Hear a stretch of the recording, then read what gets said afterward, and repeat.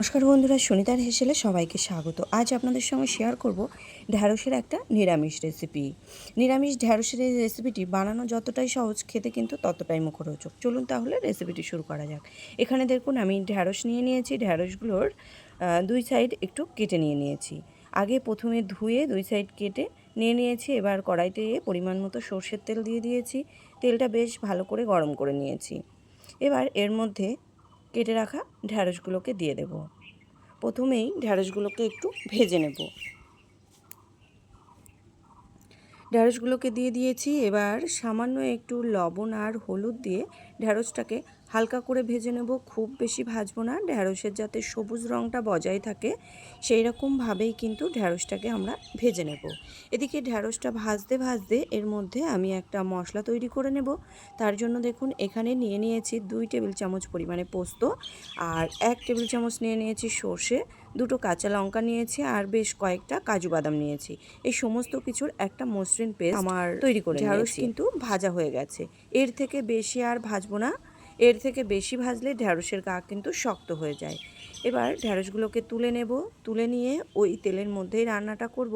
তার জন্য এখানে ফোড়ন হিসাবে দিয়ে দিয়েছি সামান্য একটু কালো জিরে।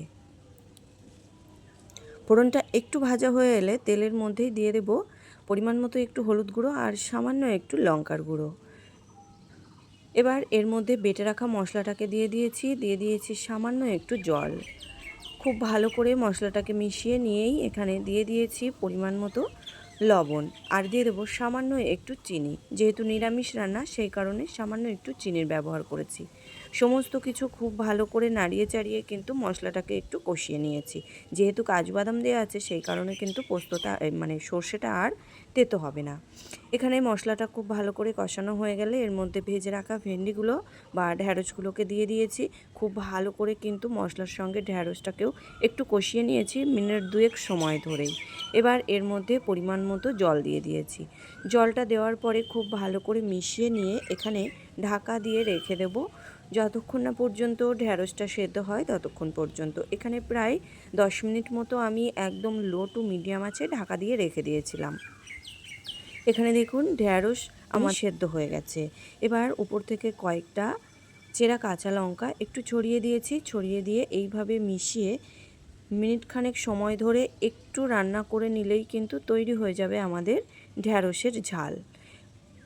এই নিরামিষ ঢ্যাঁড়সের ঝালটা কিন্তু গরম গরম ভাতের সঙ্গে খেতে ভীষণই ভালো লাগে। যারা ঢ্যাঁড়স খেতে পছন্দ করেন তাদের তো এই রেসিপিটি ভালো লাগবেই, আর যারা খেতে পছন্দ করেন না আমার অনুরোধ রইল তারা একবার এইভাবে ঢ্যাঁড়সের রেসিপিটি বানিয়ে কমেন্ট করে জানাবেন কেমন লাগলো খেতে। তাহলে বন্ধুরা, আমার এই ঢ্যাঁড়সের রেসিপিটি আপনাদের কেমন লাগলো অবশ্যই কিন্তু কমেন্ট করে জানাবেন। যদি ভালো লেগে থাকে তাহলে একটা লাইক করবেন আর সাবস্ক্রাইব করে পাশে থাকার অনুরোধ রইল। আজকের মতো এই পর্যন্তই। আবার দেখা হবে নতুন কোনো রেসিপি নিয়ে। ভালো থাকবেন, সুস্থ থাকবেন। ধন্যবাদ।